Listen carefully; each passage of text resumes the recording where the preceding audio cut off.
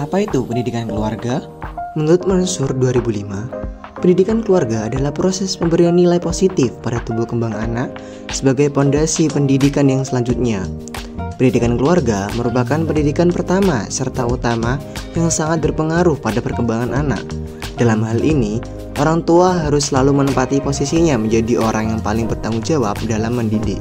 Pendidikan keluarga juga dapat diartikan sebagai usaha bersama anggota keluarga, terutama orang tua, untuk mendidik anak dalam aspek moral, sosial, dan budaya, serta mempersiapkan mereka untuk kehidupan di masyarakat. Fungsi pendidikan dalam keluarga.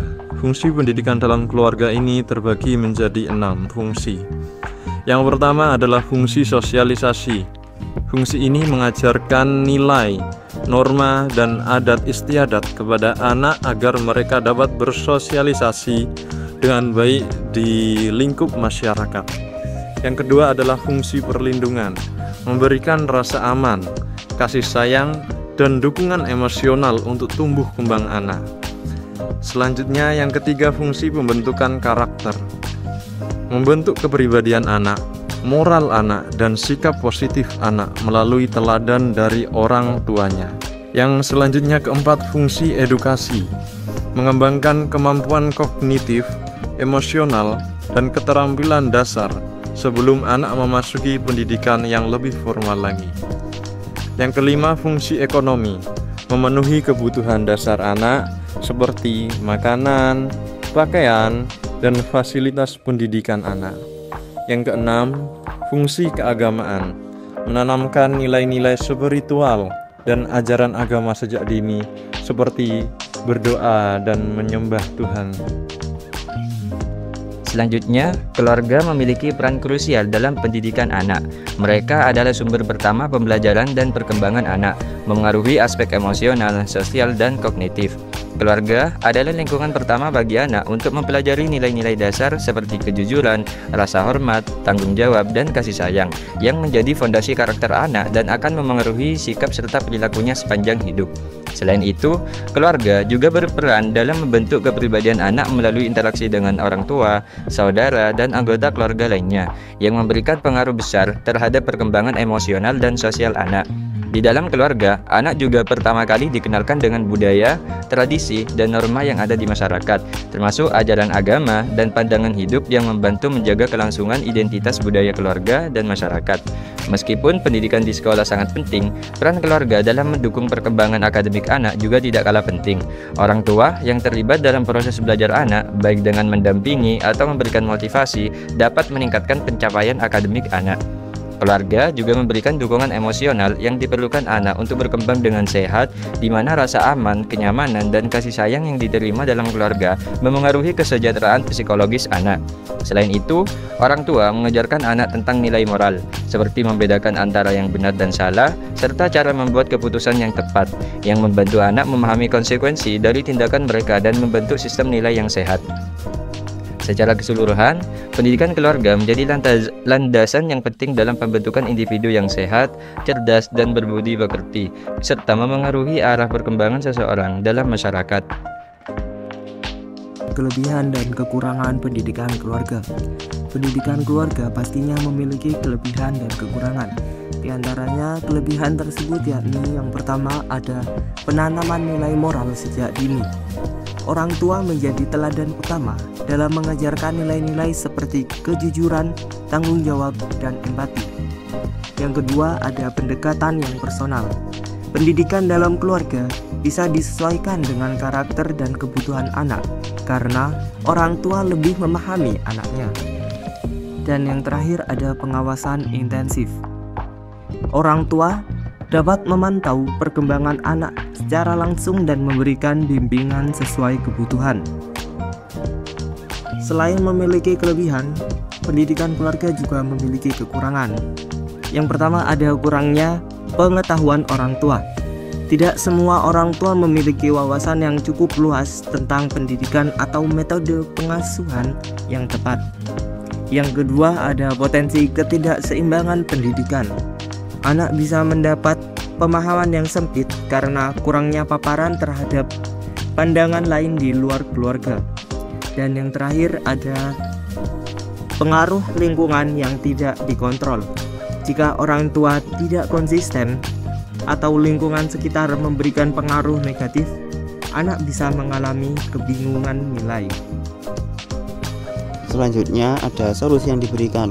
Pendidikan keluarga adalah proses pembelajaran yang terjadi dalam lingkungan keluarga, di mana orang tua atau anggota keluarga lainnya berperan penting dalam membentuk karakter, nilai, dan pengetahuan anak. Berikut adalah beberapa solusi yang dapat diterapkan dalam pendidikan keluarga untuk meningkatkan efektivitasnya. Yang pertama yaitu komunikasi yang terbuka.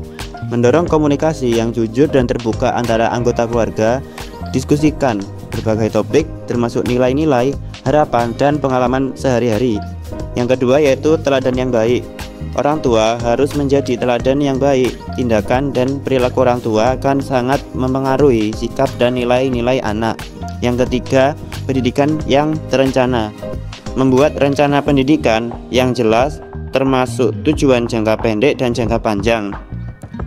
Libatkan anak dalam proses perencanaan untuk meningkatkan rasa tanggung jawab mereka. Yang keempat, pengembangan keterampilan sosial. Ajarkan anak keterampilan sosial yang penting seperti empati, kerjasama, dan resolusi konflik melalui kegiatan sehari-hari dan interaksi dengan orang lain. Yang kelima, pendidikan karakter. Fokus pada pengembangan anak dengan menanamkan nilai-nilai seperti kejujuran, tanggung jawab, dan disiplin.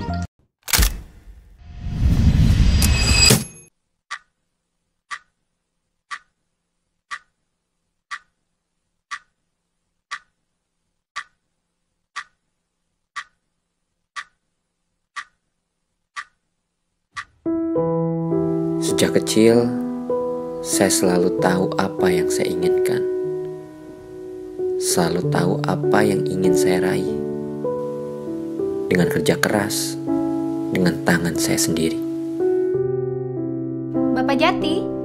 Sampai pada suatu hari, saya diingatkan sesuatu yang mengubah hidup saya. Jati, apa pernah kamu melihat tangan dari ibu kamu? Ibu saya tukang sampah, Pak. Tangannya selalu kotor. Jadi, saya nggak pernah perhatikan tangan ibu saya. Satu tangan ada 5 jari. 2 tangan berarti ada 10 jari. Sekarang kamu pulang ke rumah dan kamu lihat tangan dari ibu kamu. Kalau kamu sudah paham, kalau kamu sudah mengerti, kamu kembali lagi ke sini dan kita ngobrol lagi. Ya.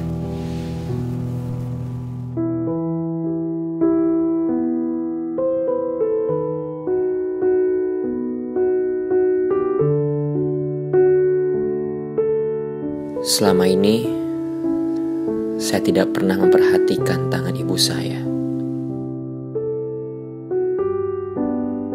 Tangan yang merawat saya.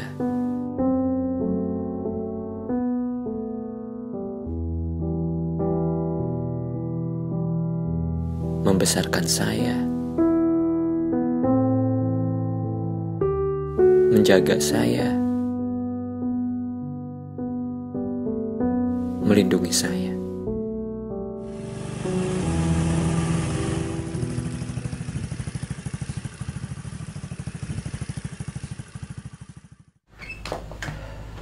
Bu. Jati, udah pulang? Gimana hasil wawancaramu? Kalau nggak diterima nggak apa-apa. Pokoknya kan udah usaha kan? Bu. Boleh lihat tangan ibu nggak? Kenapa? Kamu mau meramal bisa baca garis tangan ibu?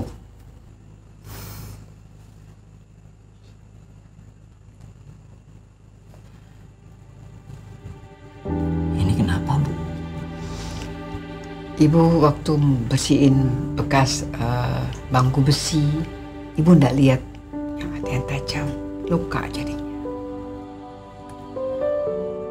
Kalau ini? Waktu itu ibu lagi nyapu di jalan, kamu telepon, bilang bahwa kamu lulus di tes yang pertama dengan angka bagus. Ya ibu senang banget. nggak lihat lagi ada kayu yang nyelempit di tangkai sapu ibu.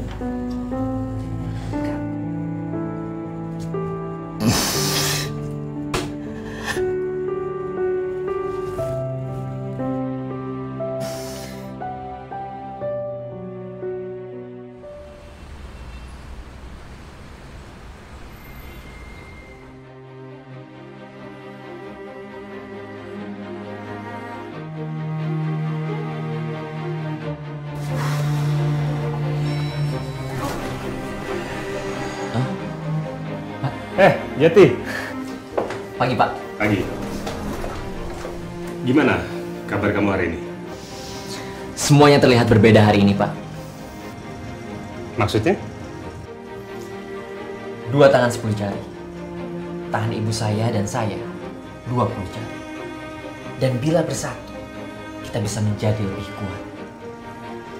Tangan ibu saya tidak hanya membesarkan saya, tapi juga merupakan sebuah pengorbanannya dalam membesarkan saya. Dan keberhasilan datang dari sebuah pengorbanan. Apapun hasilnya, kita tidak akan menyerah pada komitmen. Bagus, Jati. Oke, Jati, selamat datang di keluarga kami. Terima kasih, Pak. Terima kasih.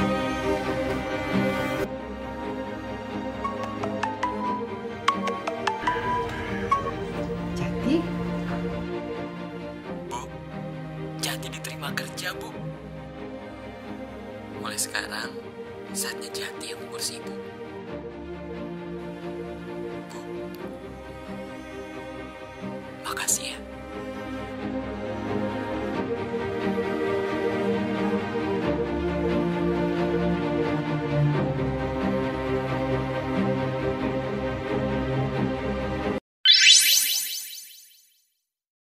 Baik, saya akan mengomentari tentang video tersebut. Dapat diketahui bahwa keberhasilan seorang anak, suksesnya seorang anak, dan kebahagiaannya seorang anak berasal dari seorang ibu yang mau berkorban. Ibu rela melakukan segalanya demi anak tercinta. Sesungguhnya segala kesuksesan dan keberhasilan anak banyak didominasi oleh sosok ibu yang hebat. Karena ibulah yang mau berkorban untuk anaknya supaya anaknya sukses dan bahagia di masa yang akan datang atau masa depan. Jadi apapun yang terjadi, apapun yang anak lalui, itu semua karena berkat usaha ibu untuk kita yang rela berkorban. Dan kesuksesannya seorang anak itu didominasi oleh sosok ibu yang benar-benar hebat. Mari sayangi ibu sebelum waktu yang menjemputnya. Terima kasih. Baik, di sini saya akan memberikan komentar terkait video kasih ibu, di mana dalam video tersebut terdapat cuplikan momen flashback seorang ibu sedang merawat anaknya, yaitu Jati, dengan menggunakan tangan-tangannya. Hal itu mengajarkan kita untuk menghargai dan mengingat perjuangan orang tua untuk merawat, menjaga kita, dan membesarkan kita. Ibu sendiri adalah salah satu sosok yang penting dalam pendidikan keluarga, khususnya dalam mendidik anak. Ibu memberi suri tauladan yang baik pada anak dengan penuh kasih sayang dan penuh perhatian, agar anak kelak menjadi pribadi yang baik di masa depan. Pasti harapan orang tua yaitu ingin melihat anaknya sukses di masa depan. Terima kasih. Baik, jadi di sini saya akan memberikan komentar mengenai video tersebut. Video ini memperlihatkan pengorbanan seorang ibu dalam mendidik anaknya hingga berhasil menempuh pendidikan tinggi dan meraih kesuksesan. Kisah ini menggambarkan betapa pentingnya peran orang tua dalam membentuk masa depan anak, serta bagaimana seorang anak nantinya dapat berterima kasih atas pengorbanan tersebut. Di sini kita juga diajarkan bahwa penting untuk menghormati dan tidak lupa atas pengorbanan orang tua kita yang mana telah mendidik kita hingga saat ini. Terima kasih. Baik, di sini saya akan mengomentari video tersebut. Jadi menurut saya video tersebut mengajarkan kita betapa pentingnya seorang ibu dalam pendidikan anak. kasih ibu, perjuangan ibu, pengorbanan ibu selama masa pendidikan anak, itulah yang membantu anak bisa berpendidikan tinggi sampai mendapatkan pekerjaan suatu saat nanti. Dan di video tersebut mengajarkan kita bahwa anak harus ingat dan jangan lupa setiap keberhasilannya itu hasil dari pengorbanan seorang ibu dari masa dia kecil hingga masa keberhasilan suatu saat nanti. Maka kita sebagai anak harus berterima kasih atas semua pengorbanan ibu suatu saat nanti. Terima kasih. Baik, jadi di sini saya akan memberikan pendapat saya tentang video tadi. Komentar saya mengenai cuplikan video tadi, ibu merupakan faktor terpenting dalam keberhasilan seorang anak dalam melakukan sesuatu. Ibu bisa melakukan apa saja demi anaknya. Dengan kedua tangannya, ibu bekerja keras untuk kita, membesarkan kita, memeluk kita ketika kita merasa lelah, dan masih banyak yang beliau lakukan dengan kedua tangannya. Secara keseluruhan, peran ibu dalam pendidikan anak dalam keluarga sangatlah krusial dan tidak dapat digantikan. Ibu bukan hanya sebagai pengasuh, tetapi juga sebagai pendidik yang membentuk masa depan anak. Intinya, ibu adalah sosok yang paling mulia di hati anak-anaknya, dan berkat doa ibu juga anak bisa mencapai kesuksesan yang mereka inginkan. Mungkin sekian komentar dari saya. Terima kasih. Sebelumnya, Assalamualaikum warahmatullahi wabarakatuh. Izin Bapak dan Ibu, kami dari kelompok 2 dari mata kuliah Pengantar Ilmu Pendidikan ingin menanyakan beberapa pertanyaan. Tapi sebelumnya ingin bertanya nama Bapak dan Ibunya. Dari Ibu siapa namanya? Bu Erti Novianita. Umur berapa? Umurnya 43. Sini memang saya ibunya ada yang usia 46. Jadi pertanyaan pertama, apakah cara mendidik anak dengan cara baik dan benar dan tanpa menggunakan nada tinggi itu bagus? Gini, saya kira gini, untuk nada tinggi itu memang kadang-kadang harus diterapkan. Kalau takutnya nanti anak itu kalau anak malas-malasan apa itu anak baru berani nada tinggi. Kalau jangan terus lihat kondisi anaknya. Kalau anaknya itu nurut, ya. Kalau anaknya tidak nurut, ya kita harus pakai nada tinggi. Jadi itu kesimpulan ada tempatnya. Iya, ada tempatnya. Nada tinggi itu kan belum tentu kan marah. Nada tinggi itu marah. Sebenarnya tergantung. Ada sih sebenarnya karakter dari orangnya sendiri itu ada. Ngomong dia seperti saya biasa tinggi karena biasa kan ada di SD biasa menangani anak-anak jadi biasa tinggi. Tapi sebenarnya bukan marah. Cuma karakter orangnya seperti itu. Memang terdidik dari kecil biasa tinggi ya dari orang tua ikut. Tapi kalau misalkan orang tuanya itu biasa ngomongnya itu lemah lembut nanti nurun kan dua kan nggak akan jadi biasa seperti itu. Jadi ada manfaatnya jika anak ini sudah tumbuh dewasa? Ya sangat ada sekali. Ya nanti pembentukan karakter dari anak itu ke depannya pasti akan mengikuti. Kalau misalkan didiknya pakai nada tinggi pasti akan ikutan juga karena mencontoh dari orang tuanya sebenarnya. Tapi yang nggak selalu nada tinggi itu terus ya enggak juga. Orang tua kan tahu kan bagaimana karakter anak itu seperti apa. Kalau misalkan ada masalah misalkan ditunggu sabarnya dulu kan gitu. Kalau misalkan ketika anak itu ada masalah kita nada tinggi pasti berontak. Jadi biar tenang aja. Mungkin selanjutnya bisa saya mohon bertanya Ibu, Ibu kan selain jadi ibu rumah tangga kan juga menjadi guru SD ya, yang notabene ibu jadi mempunyai 2 pekerjaan. Pertanyaannya itu bagaimana ibu menyeimbangkan antara pekerjaan dan mengurus kehidupan keluarga, contohnya seperti mendidik anak dan memasak untuk keluarga gitu ibu. Tanya sama saya dia. Iya. Bapak juga bekerja juga masalahnya. Oke, saya dulu ya mau jawab ya. Kalau saya sih harus pintar-pintar membagi waktu antara bekerja sama membagi waktu jadi istri dan jadi orang tua ya, jadi ibu di sini. Jadi waktu itu kalau misalkan saya ini kan berangkat jam 6, jadi harus menyiapkan sarapan, harus bangun sebelum subuh ya, dia sarapan karena memang saya mulai dulu harus sarapan itu sangat penting. Dan kalau saya sampai bilang sama anak saya kalau nggak sarapan nggak usah sekolah. Nah, karena itu bukan nutrisi. Kalau misalkan nggak sarapan nanti kan lemes. Nah, belajar juga nggak akan nggak akan terima ya, kan nggak bisa konsentrasi juga gitu, nggak bisa konsentrasi juga. Jadi bangun pagi sebelum subuh, bangun masak. Ya. Setelah itu berangkat jam 6. Mohon maaf kalau misalkan sudah bekerja ya, pokoknya sudah masak ya udah siap-siap.